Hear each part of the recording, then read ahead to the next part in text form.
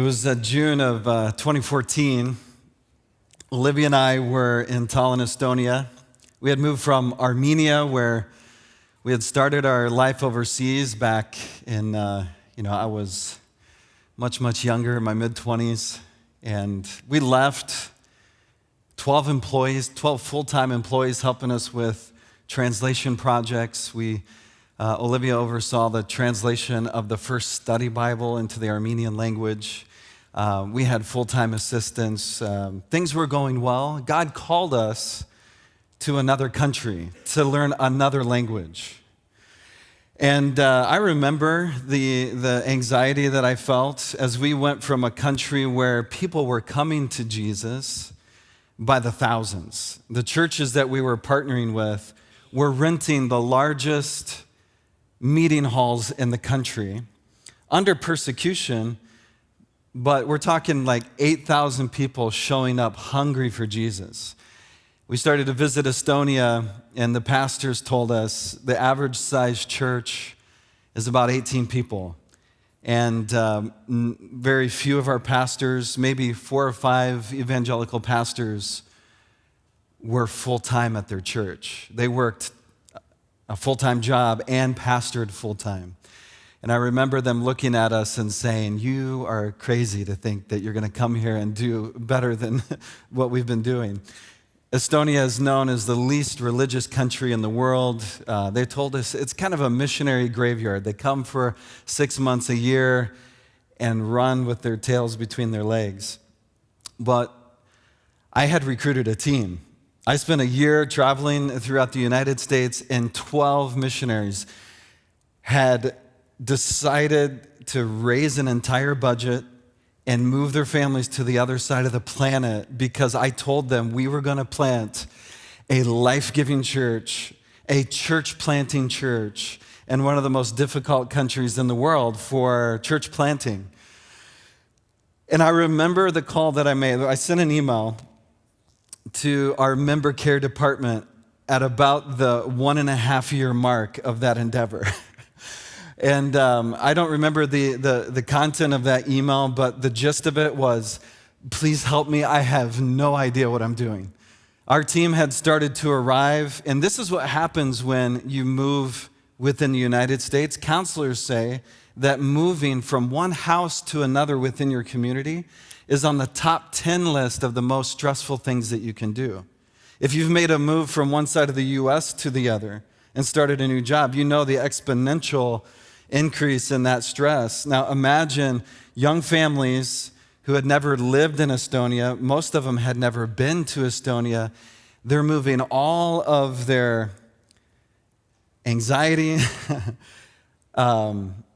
neuroticisms, I think that's maybe a strong word, but it ended up being reality, and that was coming out in all of us on our team. And I wrote to Butch Fry in June of 2014, and I said, "Butch, I need help." I got on a call with him, and we talked through it a little bit, and he said, "Nick, I'm going to give you the best advice that I could possibly give." And it ended up being the best advice, leadership advice I've ever received in my life. He said, "Nick, you are a good leader," which I think he was trying to just boost my ego a little bit.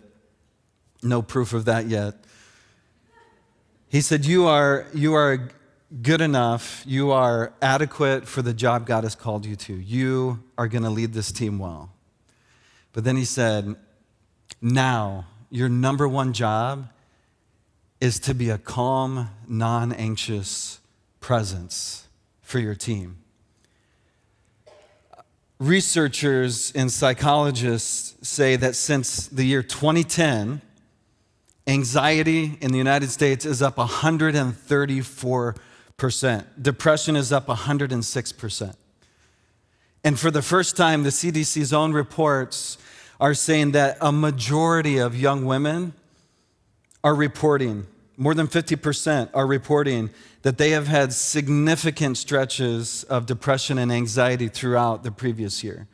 We are in an epidemic of anxiety, depression, and burnout in the United States. Counseling centers, if maybe you know this, counseling centers and mental health clinics are completely full. They're not taking on new clients for weeks, sometimes months. The most respected researchers in this field think that it is not a coincidence that there was a simultaneous, drastic rise of anxiety and depression at the same time that there was a drastic rise in the use of smartphones and social media. The iPhone 4 was released. I don't even remember the iPhone 4 at this point. The iPhone 4 was released in 2011, and it was the first iPhone to have a front-facing camera. Researchers show that as soon as a majority of young people had the iPhone 4, that there was a spike once again in 2012, in anxiety and depression across the United States. Some articles and researchers conclude this, that screen time doesn't lead to anxiety and depression. Maybe you saw the New York Times and other publications saying that it turns out that screen time doesn't really cause anxiety and depression. Well, when the top most respected researchers looked into that research, they found that they did not separate out social media time from time spent on things like Netflix or video games. And when they isolated social media, they found that daily, continuous social media presence, looking at social media, has as drastic an effect on anxiety and depression as someone who is a binge drinker. Think about that. One of the top reasons why anxiety and depression rose at the same rates and at the same time is because of social comparison. You just cannot get away from social comparison anymore. Facebook began at Harvard University as a way for men to evaluate what girls look like simply from their photo. It soon became just a general social media platform on university campuses. It went from campus to campus before it became available to the public. And in 2020, researchers Bragheri, Levy, and Meyer, I wish these guys would get easier names so I can just quote out, They look back at this time when Facebook was rolling out campus to campus. They were able to get into the records of the mental health clinics on the campuses, the departments that help with mental health with students. They took out these records and they showed that before a campus adopted Facebook, and after they adopted Facebook, there was a drastic rise in the rates of depression and anxiety and calls into the mental health clinics on those college campuses. They concluded this: the primary cause was the significant rise of social comparison. And it's not just social comparison in a general sense, like how am I doing compared to others, but it's body image. This is one of the most drastic effects of social media. A 2016 study, you can look this up, it's called Picture Perfect. They randomly assigned teenage girls to view selfies on Instagram. In one group, they assigned them to look only at selfies that had been professionally altered to make the girls look more like the photoshopped models in magazines. The other group was assigned just to look at normal, unaltered, natural selfies on Instagram. This is what they wrote. Results showed exposure to manipulated Instagram photos directly led to a lower reported body image. At the core of who we are as people, we are made in the image of God. We have a need to know two things. These are two of the most fundamental psychological needs that God put within us because we're made like Him. God is relational and God is missional. And at the core of who we are, these fundamental needs are to know these two things: that we are not alone and that our lives matter. When I talk to young people, when I talk to people in counseling, and I got to tell you honestly that these are my two core complaints in life if you get to the bottom line of why I'm feeling dysregulated or anxious, is I have this fear that the things that I am doing, the way I look,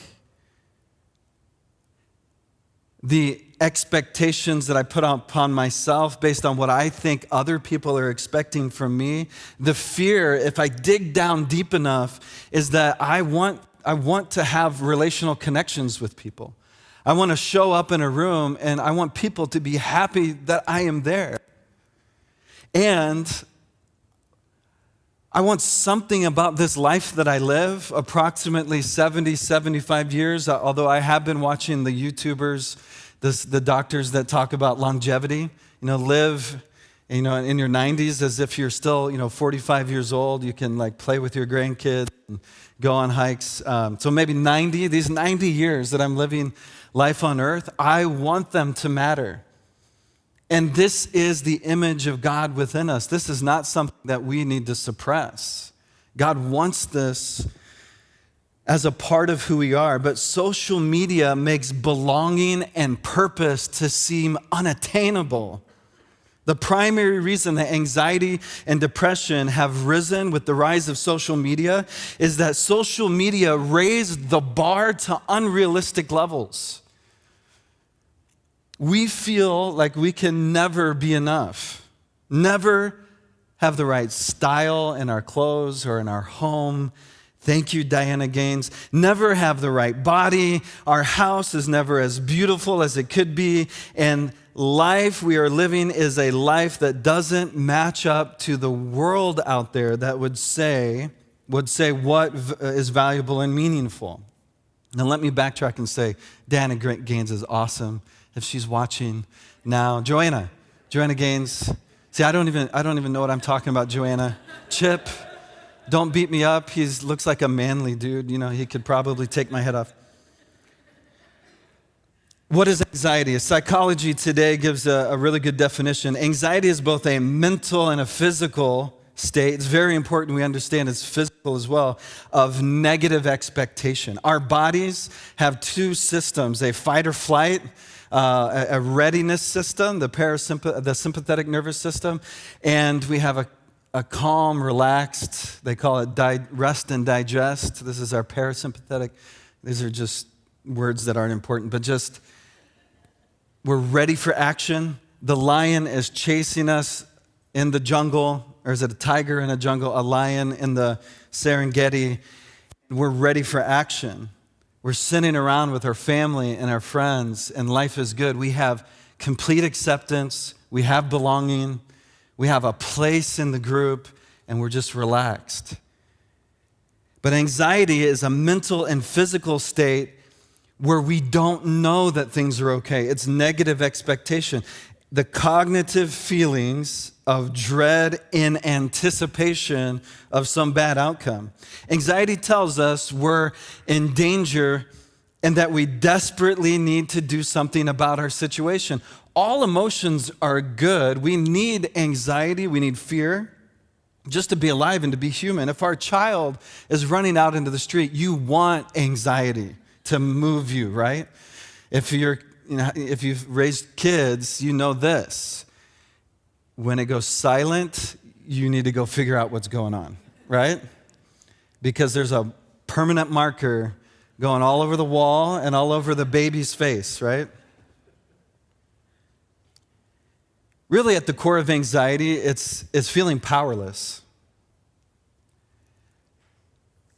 In movies, and Troy will know this, he's a screenwriter. In movies, they direct the actors who are supposed to be the most powerful people in the scene to not move as much as everyone else, to not talk as much, to have their shoulders relaxed and back. It's just acting cues, but think about it. It's the hero who's confident, who feels powerful, the anxiety levels are down. But it's also the evil guy. I was watching just a scene of the first Harry Potter, and that evil little blonde hair boy, you guys know who I'm talking about? Is it Malfoy or something? I just caught a glimpse of it, and I'm off script here, so I don't know his confidence level was enraging. He was in the basement. He wasn't supposed to be there. And the older student who is supposed to be checking to make sure everybody's in bed is telling the good kids and making them nervous because they're breaking the rules. And this evil little kid just walks by this hallway monitor as if he doesn't care who is in charge, right? So it's the evil character who feels powerful, but it's also the good characters that feel powerful in stories and movies that have lower levels of anxiety. When we feel like we don't have the power to solve a situation, that's when our body and our minds go into this negative expectation. One of an author I've been reading, Steve Cuss, he has the best blog name called Cuss Words. But Steve Cuss writes this in his book, Expectation Gap. There are 5 fundamental ways that we try to control our sense of powerlessness. The first is control. We go to a situation and there's this unconscious sense that we're not going to be accepted, we're not going to be meaningful, that the group is going to judge us, we're not going to do well when we go up on stage, and we just try to control things. And there's 2 modes of control. There's overt control, but for those of you who don't think you have anxiety and you don't think you have control issues, the second mode of control is called passivity, is you avoid conflict. You avoid getting involved in a decision where there could be anxiety. So it's direct, overt, directive control, and then there's just melting into the background. This is how I handle Thanksgiving with my in-laws. I wash dishes, I go and take walks in the neighborhood. Perfection. How many of you felt that when you sent off an email and you just don't know if you spelled there as T-H-E-Y apostrophe R-E or T-H-E-I-R or T-H-E-R-E, and you're just scanning and you buy the software that helps you to figure that out, because perfection allows you to control that anxiety. There's knowing the answer. This is something that I go to. I mean, if I know more about a situation, and those of you who interact with me, you'll probably see me fighting because I've probably read like 3 or 4 research pieces of research. I've read books on it, and I just want to like unload everything I know so that people are impressed with me. How about this? Being there for people. It's a way to control that sense that you're not going to be acceptable. You're not going to have a group that is happy to see you, and that you're not going to have meaning. And you're there. You say yes to everything, every opportunity, and you're just there for people. And you know that you're doing it not as an act of power and blessing toward other people, not with the grace of God filling you and putting wind in your sails, but you're doing it out of a striving to make your life more peaceful, when that act of kindness and that act of service over weeks and months and even years is completely forgotten about, and you start to get that sense of dread. And we all do this. We all do all 5 of these. Steve Cuss calls these the 5 needs, but he also calls them 5 false gospels, because they promise to bring us peace. The Jewish people called it shalom, which is more than the absence of conflict, but it's the presence of abundance. It's a presence of shalom in the Jewish mindset, is a presence of everything that we need to thrive. And these 5 false gospels promise us that we will have that sense of peace and acceptance and shalom, but it never delivers. Anxiety tells us that we're still in danger, and that if we don't do something about it, our very existence is threatened. So Butch Fry, when I wrote him that email and I talked to him on the phone, he gave me the best leadership advice that I've ever received. And ever since then, I've been trying to figure out with God, working with God, how to become a calm, non-anxious presence for other people. The question is, how do we do that? How do we overcome anxiety when it arises? How do we prepare ourselves for those times when anxiety rises up?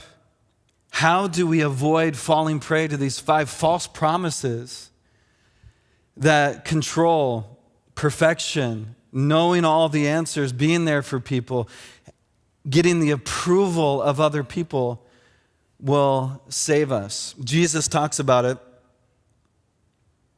And anxiety is such an important issue that Jesus addressed it directly. Matthew 6, he says, "Therefore I tell you, do not be anxious about your life, what you will eat, what you will drink, nor about your body, what you will put on. Is not life more than food and the body more than clothing?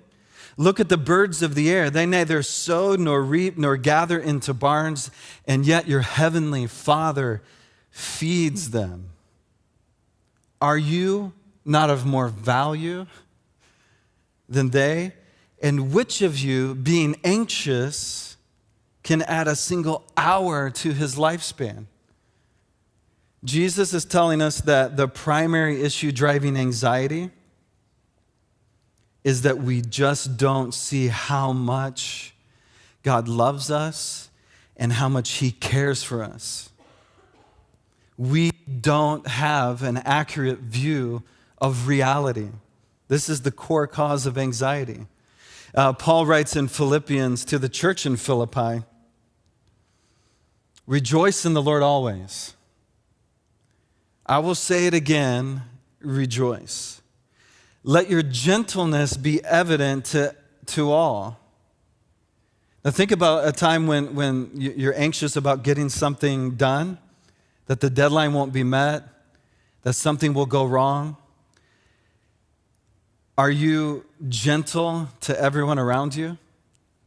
I mean, our bodies are designed in fight or flight mode. We're not to be gentle, we're to be aggressive to get things done. Our vision narrows. We're actually not able, and this has been tested in laboratories, that when someone has that fear, anxious response, that they literally cannot do the same level of mathematics that they can do when they're relaxed. You don't think as well when you're charged up like that. But Paul is saying, let your gentleness be evident to all. The Lord is near. Imagine that. Do not be anxious about anything, but in every situation, by prayer and petition, with thanksgiving, present your requests to God, and the peace of God, the shalom of God, which transcends all understanding, will guard your hearts and your minds in Christ Jesus. The reality is that God is near us. And I have this fantasy of going back to those times when I was 12 years old and 16 years old, those times when I was moving off to Armenia in times of great anxiety, times when we were leading a church planting team in Estonia, and just coming back to my old self and saying, don't you see, God is right here to help you. Don't you see how powerful you truly are? Don't you see what God sees when he sees you? He sees you glorious. This is what Paul writes to the Colossians. When Christ, who is our life, appears and we actually see him face to face, we also, because we have been made alive in Christ, because we put our trust in him, we also will appear glorious. We will see ourselves as we actually are. But in those moments of anxiety, we see ourselves as alone and powerless. And Paul says, don't be anxious about anything. The Lord is near, but in every situation, with prayer and petition, with thanksgiving, present your request to God. I like how Eugene Peterson rephrases this. He translates it directly from the Greek, but tries to use colloquial English from, actually it's already aged a little bit. Eugene Peterson's colloquial English for his church in Maryland, the lingo is about 20 years old already, 30 years old, but he says it this way. Philippians 4:4, celebrate God all day, every day. I mean, revel in him.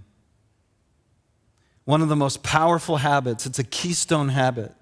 It's kind of like a sledgehammer habit that gets multiple things done all at the same time, is a habit and a lifestyle of worship. This is a daily habit that I have developed, and I hit it about 4 to 5 days every week, and there's days where I just get busy and I miss it. And I grew up with this anxiety about proving myself to God, so if I didn't do these spiritual disciplines every day, I thought God was unpleased with me. And I have been delivered from that. When we show up to a time of prayer and worship, God is right there, and He has no thought of how we missed a few days. So I encourage you, as you develop habits, that you don't do it out of anxiety. It's like doing the opposite in order to solve anxiety. But a daily habit of worship and gratitude.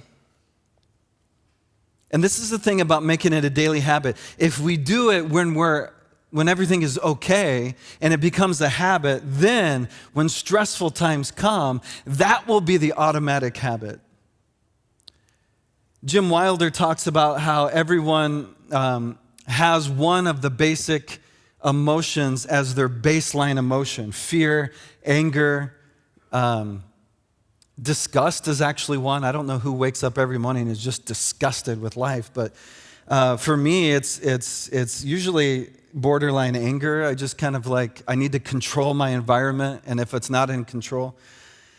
And he talks about how we can, within 3 to 6 months, we can completely change our baseline emotion from one of the negative emotions to waking up in the morning and joy just pops out.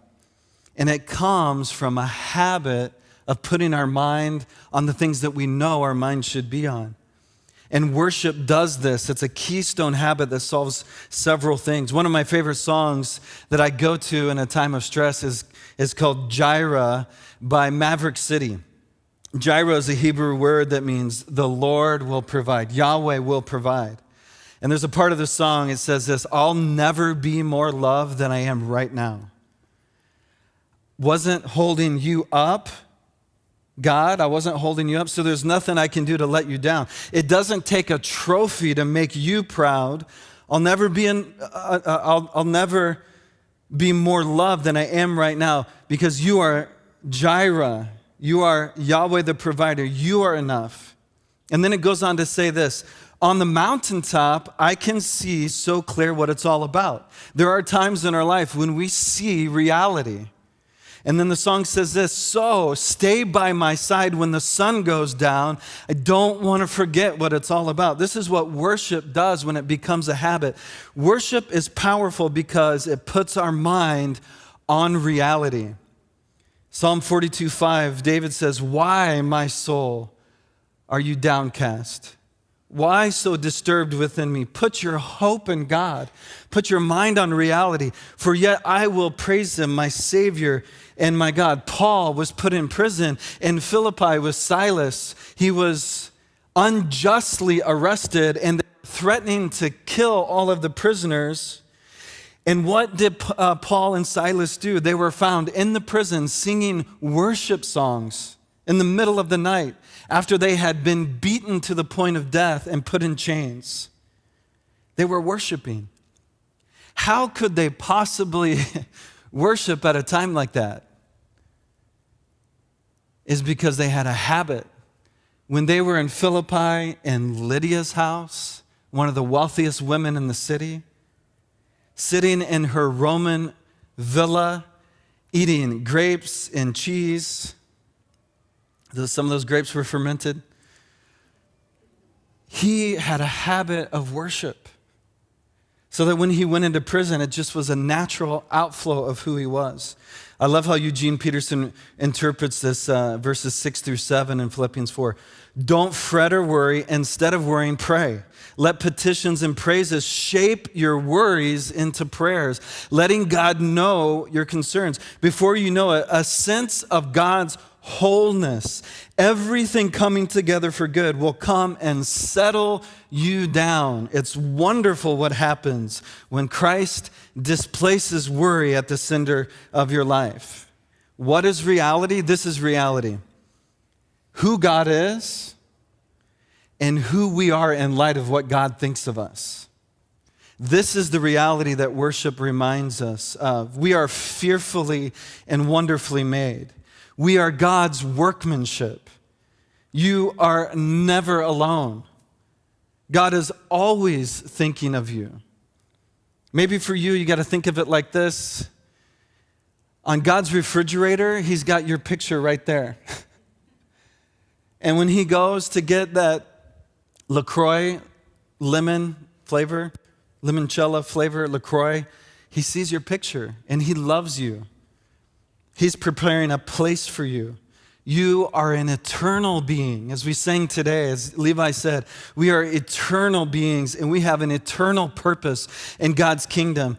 The second thing is worship displaces the time that you spend worrying. The University of Kansas has a whole center for helping people overcome depression, anxiety, and burnout. And they identified 7 lifestyles that help us overcome the habits, the mental habits, and the physical habits that lead toward depression, anxiety, and burnout.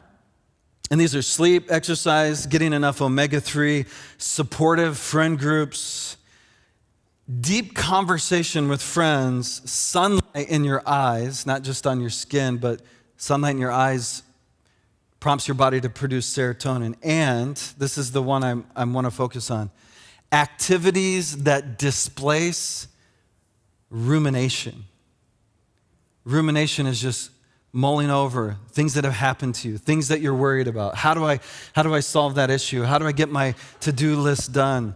Rumination. And they recommend and they help people get habits, hobbies that displace the rumination. And when we spend time in the presence of God and we spend time in worship, if nothing else is happening, during that time we are displacing time that we would have spent worrying about things in our life. Philippians 4:8-9, finally, brothers and sisters, whatever is true, whatever is noble, whatever is right, whatever is pure, whatever is lovely, whatever is admirable, if anything is excellent and praiseworthy, think about these things. Whatever you have learned or received or heard from me, or even seen in my life, put them into practice. Because if you're putting it into practice, if you're thinking about these things, at minimum, you're displacing all of the other things that you could be doing that lead in a destructive way toward anxiety and depression and burnout. And the God of peace will be with you. So it's not just displacing, but there is a presence of God. Proverbs 3:5-8, trust God from the bottom of your heart. Do not try to figure out everything on your own. All of that time spent trying to figure everything out on your own could be spent listening for God's voice in everything you do, everywhere you go. He's the one who will keep you on track. Don't assume that you know it all, and don't assume that you can figure it all out. Run to God, run from evil. Your body will glow with health. Your very bones will vibrate with life. Worship puts you in God's presence. The third thing is it puts you in God's presence, puts your mind on reality from God's perspective, displaces time ruminating. And then really the powerful thing is you are literally in the presence of God. You start to feel it in your bones that God is near and that you can bring everything to him. This is not on the screen, but one of my favorite chapters in the Bible, and you've probably heard me talk about it before, and I'll probably talk about it a million times. I went ahead and memorized the whole chapter 16, but the verses 7-11, I bless the Lord who gives me counsel. In the night also my heart instructs me. I have set the Lord always before me. Because he is at my right hand, I will not be shaken. Therefore my heart is glad and my whole being rejoices. My flesh also dwells secure, for you will not abandon my soul to Sheol, to the grave, or let your Holy One, the promised Messiah, the King of Kings, whose kingdom will never end, he will not see corruption. You make known to me the path of life. In your presence there is fullness of joy, and at your right hand are pleasures forevermore. God is at our right hand. In the Hebrew mindset, the right hand was the position in a kingdom of executing on the commands of the king. When God is at our right hand, he's working on our behalf. But then when we're on God's right hand, living a life of obedience, living a life of mission with him, there is pleasure forevermore. A life of worship, a habit of worship puts us in God's presence. So as the band comes, we're going to close now. Just have a time of response. You have received a calling. You are created in the image of God. And with God, there is absolute, unconditional, total, and complete acceptance. And that's a reality that we often forget. And God has a very specific purpose for each and every one of us. And guess what? As Oak Hills Church, collectively, God has a purpose for us in this world. He wants us to be a part, and the primary part, his church worldwide, not just Oak Hills Church, but the primary part of bringing resolution to this epidemic of anxiety. Imagine this, that someone who is dealing with anxiety that is leading them towards self-harm, toward imaginations of doing something drastic, but they walk in here and they see your face and you're happy to see them even though you've never seen them before. That can only come if our life, if our whole being is full of acceptance for ourselves that comes from God. Imagine that healing that takes place. So in the next few weeks, we're going to be talking about that. We're going to be talking about habits. We're going to be talking about things that we can stop doing. And we're going to be talking about the healing that comes from God and how that happens. So pray with me. Lord, we thank you today that you love us, you accept us just as we are, and Lord, that you have your finger on the pulse of what's happening in our world. It is not something that you have designed. Your heart is breaking over this. These are the cosmic powers of evil that Paul talks about. But Lord, life with you, because you live, we can live. Life with you gives us the power to overcome even these worldwide trends that are destroying society.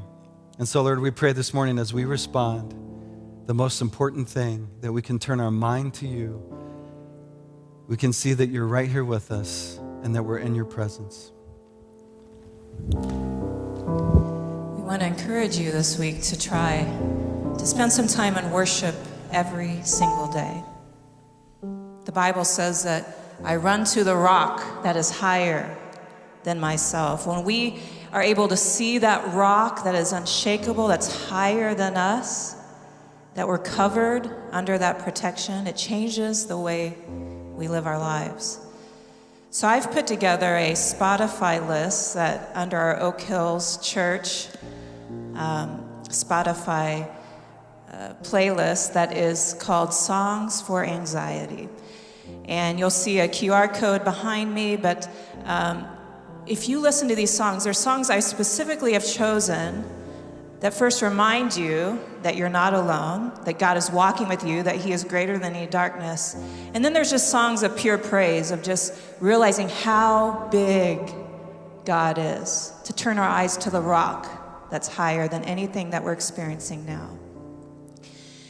If you do not want to take the QR code, this also will be a link in our Monday emails that go out every single Monday, so you can just click in that email and find the link there. And if you're not getting the Monday emails, you can easily sign up by going to the front hallway, the Welcome Center. There's Connect cards. You can go online to connect and fill out that form, and you'll start to get those emails, and you'll have easy access to these songs. As a part of this series, 3-week-long series, we're going to end every week with this one song based on King David's Psalm 23, one of the most famous chapters of the Bible. The Lord is my shepherd. I have everything I need.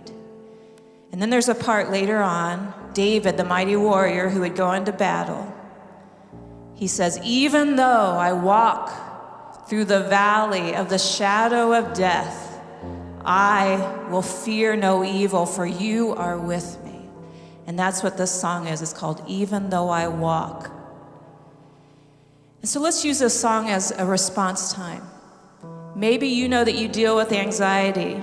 Maybe you know you have a hard time sleeping because as soon as you wake up, your mind's racing, or you have a fear, or you have a sickness that stands before you. Whatever it may be, may this be a song that you sing to your soul.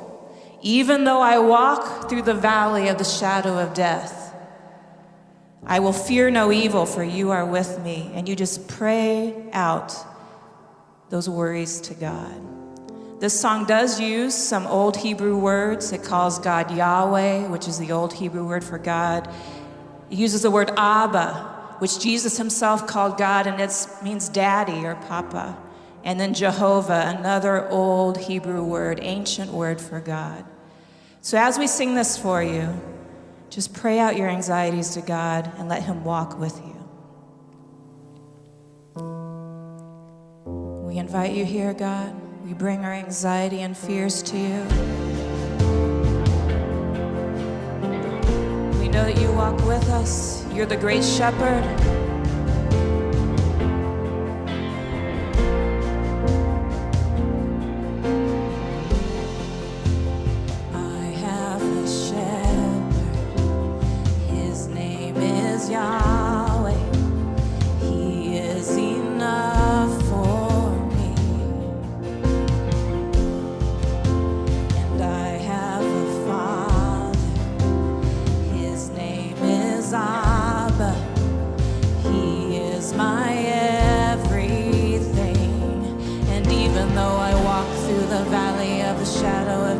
I will fear no evil. Even though I walk through the valley of the shadow of death, I will fear no evil.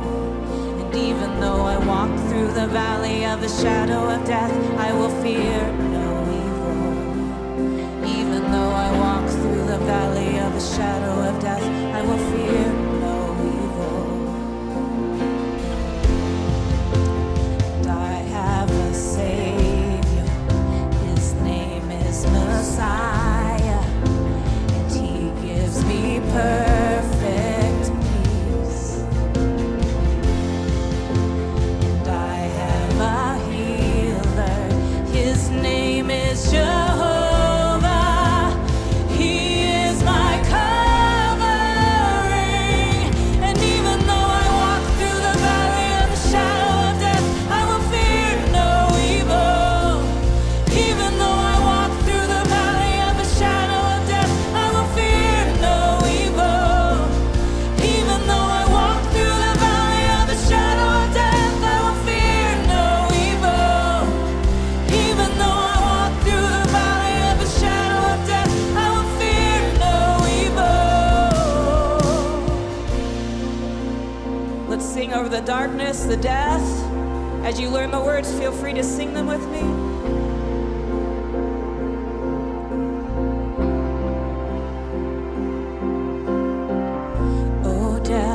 Lost your sting. Oh grave, you have met my King. Oh fear, are you trembling? We both know who wins. We both know who wins this fight. Oh death, you have lost your sting. Oh grave, you have met my King. Oh fear, are you trembling? We both know who wins. We both know who wins this fight. Oh death, you have lost your sting.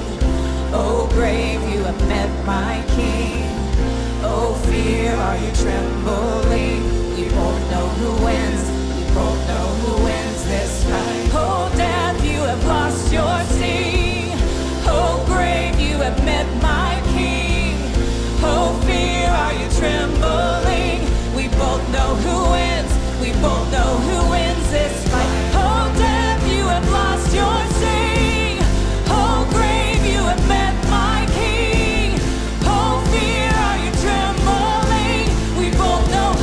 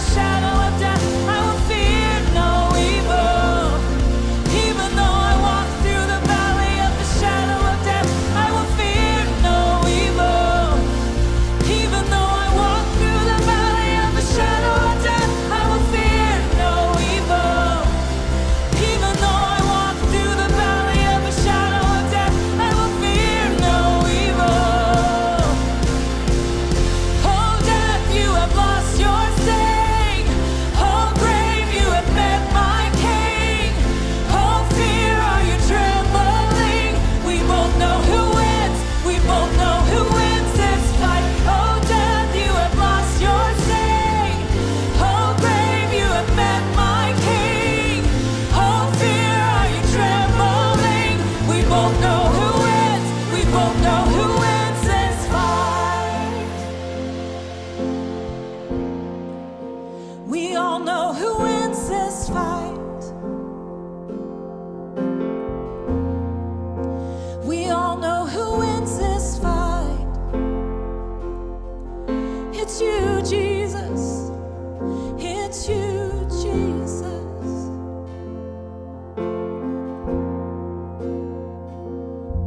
Just take a moment. Let God speak to you. Lay all your fears at His feet. We all know who wins this fight.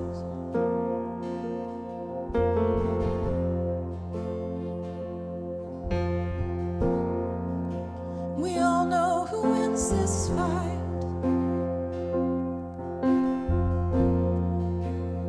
God, you are King. You said that ultimately no darkness, that nothing on this life can separate us from you. Not even the grave. For when the grave thinks it has us, we awaken to you in your complete acceptance and love, and our purpose and who we are continues with you on the other side of this life. So nothing that we're going through here can ultimately harm us. We keep our eyes on the rock that is so much higher than us. We ask you to give us a peace that defies our understanding or what we've tried to make happen. God, be peace in our lives. And may we be found every day this week worshiping you, realigning our mind on the reality of who you are, of your goodness, and that you're right here next to us fighting our battles. Pray you go with every single person here today, and may there be a miracle of peace, of healing from anxiety and fear. You can do it.